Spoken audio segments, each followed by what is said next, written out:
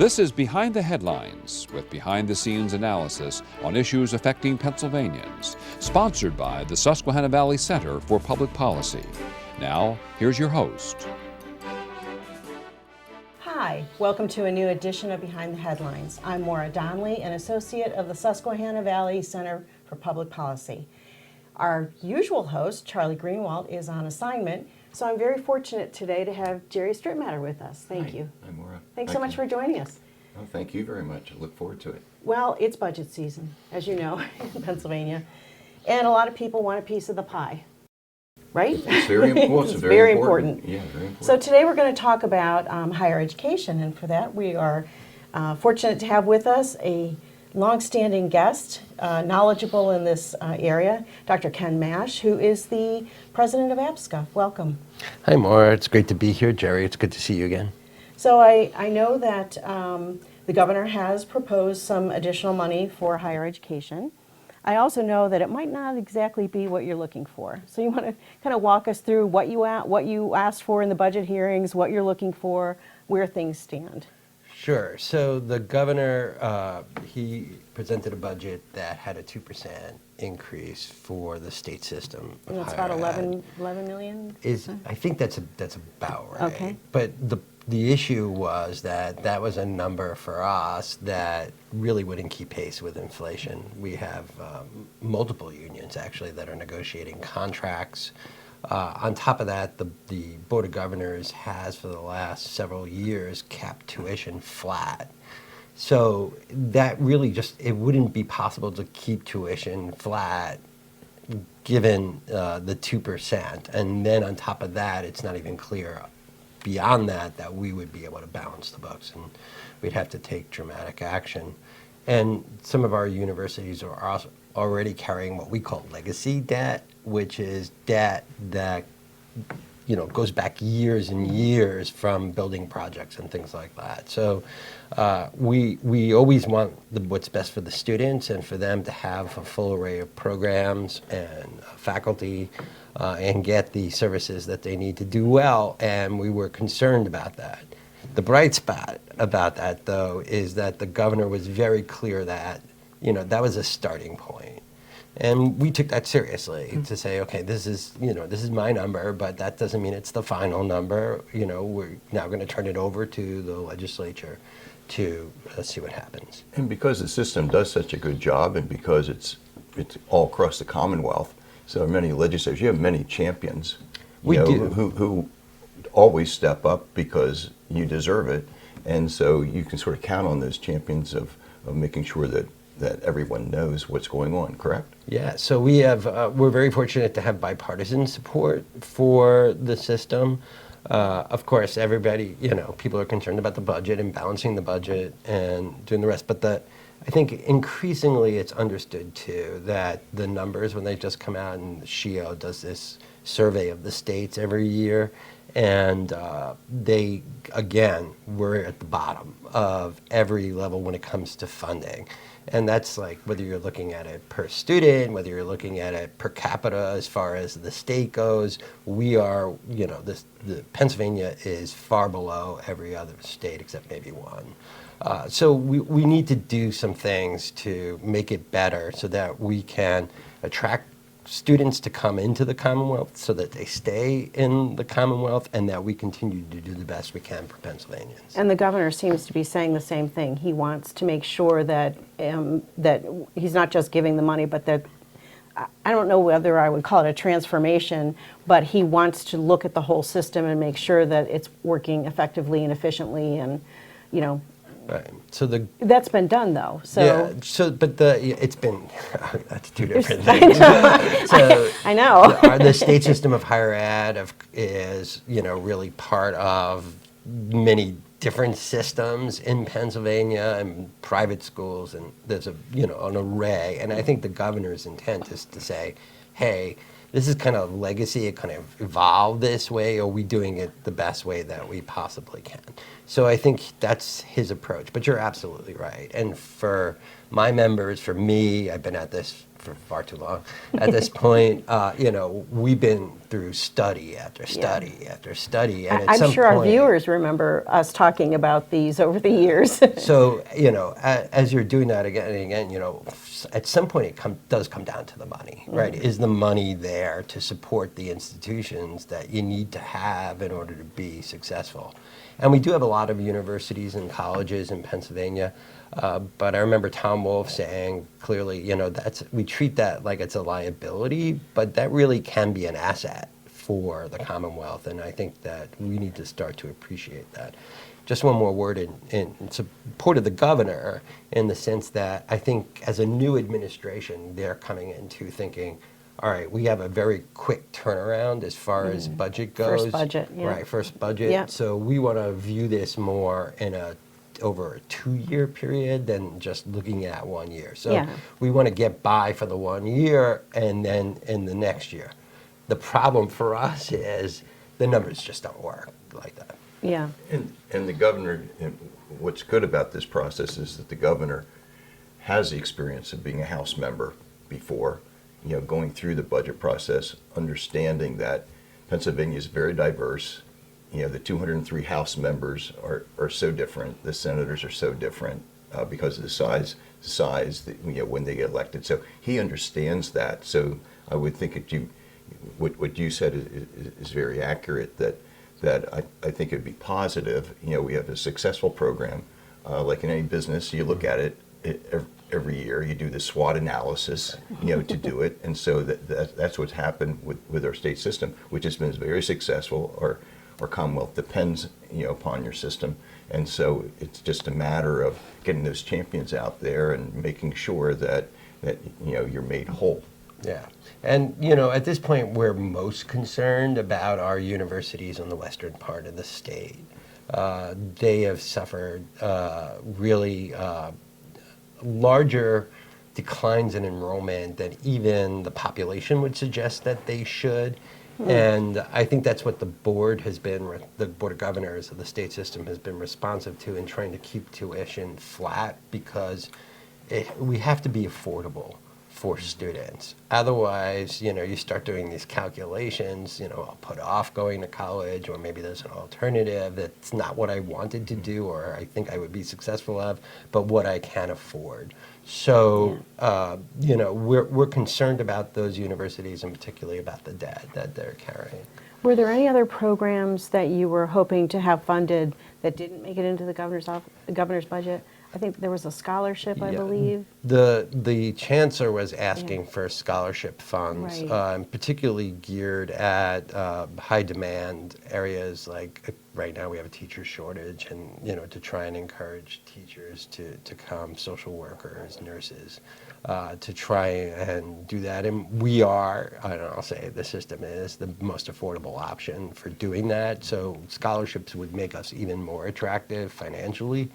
And make it easier for students to get through. So we were concerned about that, and we are, as I've mentioned now a couple of times, the debt issue is a very real issue and really threatens the system as a whole, because if one of the two of the universities are in serious debt, creditors don't really care which university it is. They just want their money. Right. So they'll turn to the system, which means that you could wind up with the system having to drain funds from other universities in order to be able to pay back that debt. So it's a very serious thing for us. This is why we were happy the House introduced its budget bill, and in that budget bill it called for a 6% increase for the state system, which we were very happy about.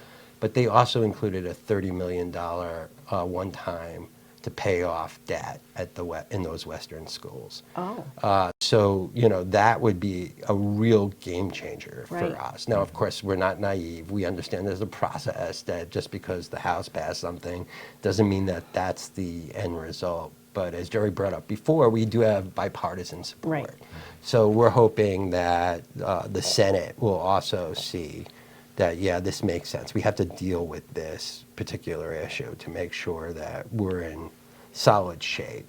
Now for our viewers, and especially the parents that have students that just graduated from high school and they're still making up that decision, like you say, basically in Western Pennsylvania, say, What should be the contact? So admissions is generally still a university by university task. So the best thing that you could do is to visit the website of the university that you want to attend. And if it's Slippery Rock out west, certainly you could do that. We need to remember too that we have Penn West University now, which has the 3 campuses. So Edinburgh and Clarion and Cal. So you'd have to go to the Penn West site to do that, but with the understanding that you could go to any one of those 3.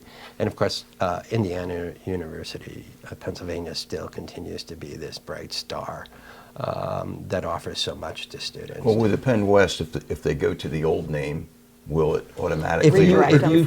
if you start, or everybody knows how to Google now. So if you Googled it and you Googled Edinburgh, you would be directed to Okay, Penn great. West. What other issues is APSCUF working on? So we have 2 bargaining units. We have the coaches and we have the faculty. We have a contract. Both units have contracts that are expire At the June same time, At the yeah. same time, June 30th. It's a very weird date. I think when it was that date originally came up, it was meant to fit in with the budget for the state. But you need to know ahead. It didn't, right. It became impractical, really. Yes. So, I'm glad because I think in both of those negotiations we're making progress and it's being taken seriously by the parties. And so while there are a lot of issues and a lot of concerns and some difficulty also in dealing with some of the issues when you don't know what's going to be happening in the state budget, it's likely that we'll go past that date. Now what will be the difference between June 30th and July 1st functionally? Nothing. Because we just work under the contract that we had before until there's a new contract. So in the last minute, what other things would you like the viewers to know today? I would like them to know that our universities are really top-notch universities that are affordable. You get a great education at them. And speaking for my colleagues, you will have, if you're an athlete, you'll have a fantastic coach who's hardworking and is in it for the love of the sport. And you have faculty who are dedicated to their students. And really, my colleagues will go way beyond the pale to make sure that their students succeed. And so we are a They great care about deal. the students. Oh, Yeah, absolutely. yeah. I mean, that's how you define yourself, really, as a faculty member, is through the success of your students. So, and because of the size of it, and it's really just a great place. And we have a long experience, particularly with first generation college students coming and doing well and really moving up and living the American dream. Right? Yeah, that's great. In the past, we've seen students engaged in the legislative process. Are we going to see any of that this year? I would imagine that if things go on too long, you'll start to see We will. things. I think there's a general sense that both in terms of our contract and in terms of what's going on in the legislature, that people are being serious about it. And I is good. think that that's kind of the cue to everyone that it's meant to be worked out and to be done in a fair way. So I'm not anticipating that at this point, but that doesn't mean it won't happen. Well, we'd like to have you back once life calms down for you and see what other issues APSCUF is working on. We're very happy to have you here today. Thanks for joining us. It's always my pleasure. Maura. Yes, thank you very much. Thank you, And Jerry. we will be right back with another segment of Behind the Headlines. Behind the Headlines is brought to you as a public service by the Pennsylvania State Association of Township Supervisors, the largest, most influential municipal association in the Commonwealth. Since 1921, PSATS has been preserving and strengthening township government and securing greater visibility and involvement for townships in the state and federal political arenas. Covering 95% of Pennsylvania's land mass, townships represent 5.5 million residents, more than any other type of political subdivision in Pennsylvania. Additional underwriting provided by the Worrell Corporation Foundation, based in Carlisle, Pennsylvania, by the Edward H. and Jeannie Arnold Foundation, and by the Pennsylvania Manufacturers Association. Business in Pennsylvania is our business. Behind the Headlines is also supported as a public service by the Pennsylvania Highway Information Association, the go-to source to learn about transportation projects and issues. Visit pahighwayinfo.org. Hi, welcome back to another segment of Behind the Headlines. On this segment, Jerry and I are going to shift gears and we're going to talk about the construction industry, our highways, funding, the budget, whatever else Bob Latham wants to talk about. Driving safely. People driving safely. Start with the diversion of money away from construction projects to the state police. I know there's been some movement, some good things are happening. Tell us where that stands. Sure. So just to go back, over the years, we were taking money from our highway fund, if you will, that's paid for by gas taxes and motorist fees and that sort of thing, ostensibly to build roads and to maintain roads, make them safer, fix our bridges, taking that money and using it to augment the budget of the state police. So we've been working hard for many, many years to try to find alternative ways to fund the state police, not to take away their funding, but find other ways to fund it. So it had reached a crescendo of about $800 million a year. Last year it was whittled down to about $5 million. And now there's really kind of a consensus that this has to end eventually, and end at some point. That's huge. So we're pleased that the Senate passed a bill earlier this year that would immediately drop that $500 million diversion, if you will, down to $250. The Governor Shapiro proposed an immediate $100 million drop with $100 million a year, sort of a step-down program down to zero. The Senate bill gets to zero also. So where we are is legislation that would either move more fast but get it completed later, or move less now and get it completed sooner. How many years are we talking between? 4. Oh, that's Right, That's better than it's been. and 1 year Yeah. difference between the two. Okay. So the good news is, in talking with Senate Republican leaders and House Democrat leaders, there's basically a consensus, a bipartisan consensus, and of course with the governor's leadership and the leadership of PennDOT Secretary Mike Carroll, to get this done. So what we feel very good about, at the end of the day, this will be part of the budget that is supposed to be done by June 30th. And so the floor now is that $100 million marker, and kind of the ceiling is the $250.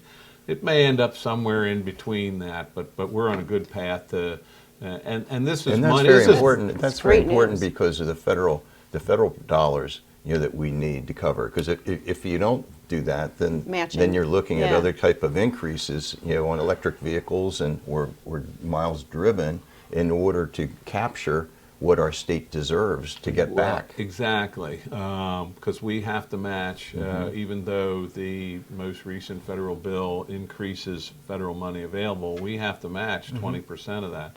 But even beyond that, I think we have the money to match what they call formula, but there's all kinds of grant projects that are available, grant programs that more so in this bill than in the past, and that's where we're lacking. That's where we're non-competitive at this point.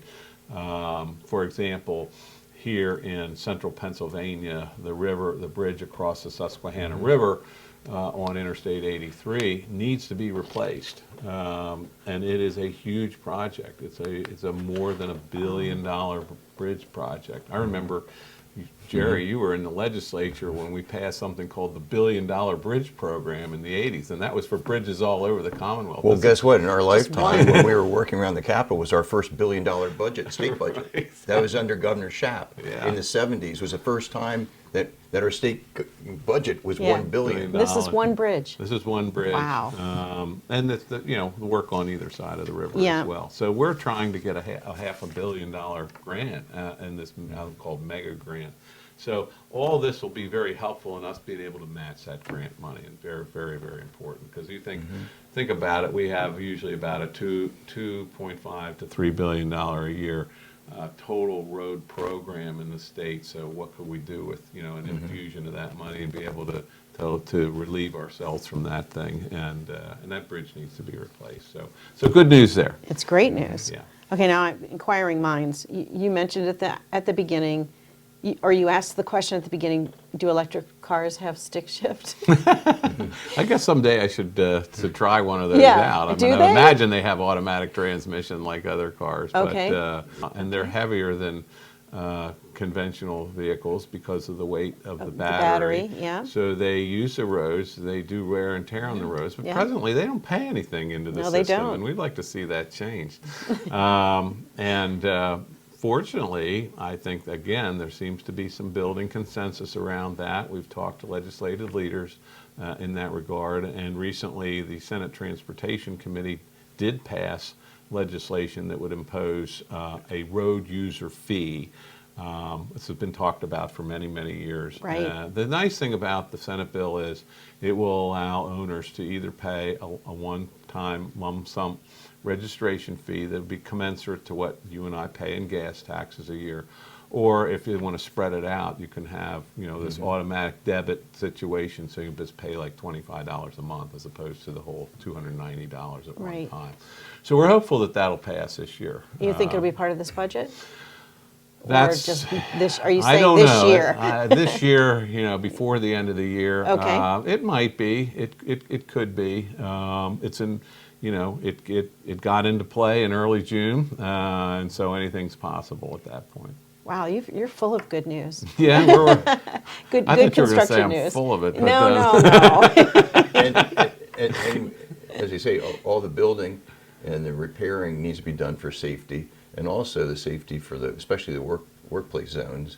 Those work projects. It's really the drivers that end up being hurt more than even the workers. And so the automatic speeding tickets. What's the status of that? To try to get people to stop going 100 miles an hour. So we have a pilot program in place now as we speak that expires in February of next year. It needs to be reauthorized. We'd like to, Senators Argel and Senator Judy Swank have bipartisan co-sponsored a bill to reauthorize that and also make some changes. First of all, the first offense, which is right now a warning, and I guess people believe that know that there's a warning, so they're not really heeding it as much as we like. There would be a fine on a first offense and a graduated amount. They set it at $25, which is pretty reasonable. Maryland has 40. We'll see where it goes. There are a number of other camera-related issues that some members of the legislature are trying to throw into the bill. That's creating some legislative hijinks, if you will. So there's some controversy, and to go back to your earlier question, Maura, I don't necessarily see that getting done by the end of June. We were hopeful for that. I think we're probably going to have to make a good push in the fall to get that done. We were one of just several states that have such a thing, and so it's remarkable that Pennsylvania, not known for cutting edge things, has this in place. So And Maryland's had great success, and they've actually been tracking their numbers. Are we going to have similar data available to us after the pilot program? what we're showing, I think what we're showing is it would be important to have that first offense. That kind of gets in people's mind that I guess I better slow down. Right, Because right. if I haven't had one, I don't need to worry about it. Yeah. But Maryland has dramatically cut down the number of offenses. right, yeah, and Citations that's issued, the goal. yeah. The goal Right. isn't to raise money here. The goal is a deterrent. The goal is to change behavior. We've seen a lot of problems lately with aggressive driving, excessive speeding, and hopefully this will help alleviate it. Yeah, and sadly, Maryland had such an awful construction zone incident in the last couple months, and Yeah, unfortunately, even the cameras there could not have avoided that, No. and that's just an example of what we're seeing with the way some people are driving. It was literally a drag race that was going on the Yeah. Baltimore Beltway that resulted in an airborne vehicle. you can't And- legislate against that. Right. If it's going to happen, it's going to happen. Yeah, it was very sad. It was very, yeah. Well, we'd like to avoid that if at all possible. absolutely. This type of thing, getting people to slow down.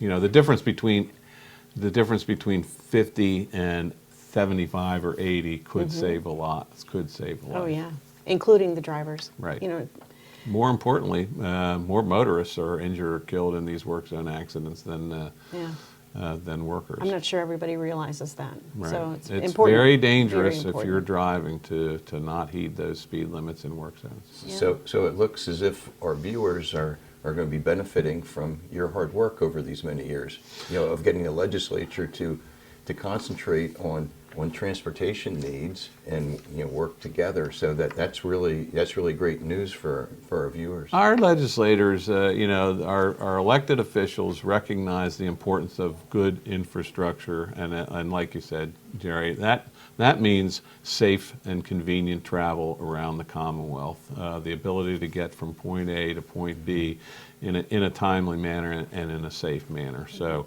we have more bridges than any state in the country.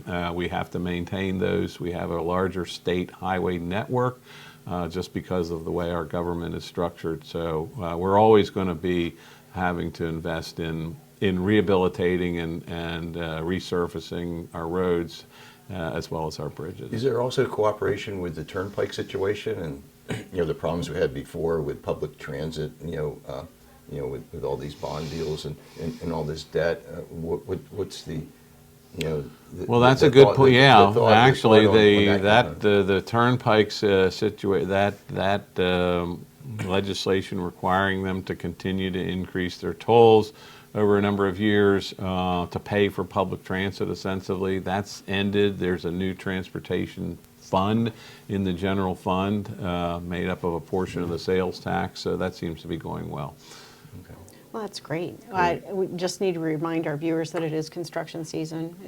Every time it warms up a little bit, Right. it gets a little Please bit. stay. Yeah. Please keep heed of those signs. Yeah. And when it says slow down, workers ahead, Yeah. there really are moms and dads and uncles and cousins that are out there working in those work zones. They deserve to go home safely, just Yeah. like everybody else does from their jobs. So it's 15 seconds difference to get through a work zone at the posted speed as opposed to speeding through. So it's not really 15 asking. seconds. That's fascinating. Yeah. Did you know that? Did you know that it was 15 seconds? I I didn't. mean, a typical yeah. work zone. I'm Yeah. not talking about a 5-mile work Oh, zone, no. but a typical work zone. If you slow down, you're not going to make yourself late, Yeah. but you may make yourself safe. Well, we want to thank you so much for being here today. This has Sure. been great, and I hope that when we have you back, we can have updates on all these things, and some we of this can stuff is put to celebrate the bed. passage of Yes. some of this stuff, We yeah. might have to bring some champagne in There because we some go. of these things have been A out safe there for driving so summer. long. Yeah, Yes, yeah. yes. Yes, but don't drive. No, after the yeah, champagne. yes. Be safe, everybody. Yeah. Thank you, Thank you Bob. so much. Yeah. Thanks be for with you. joining us, and we'll be back next week with another edition of Behind the Headlines.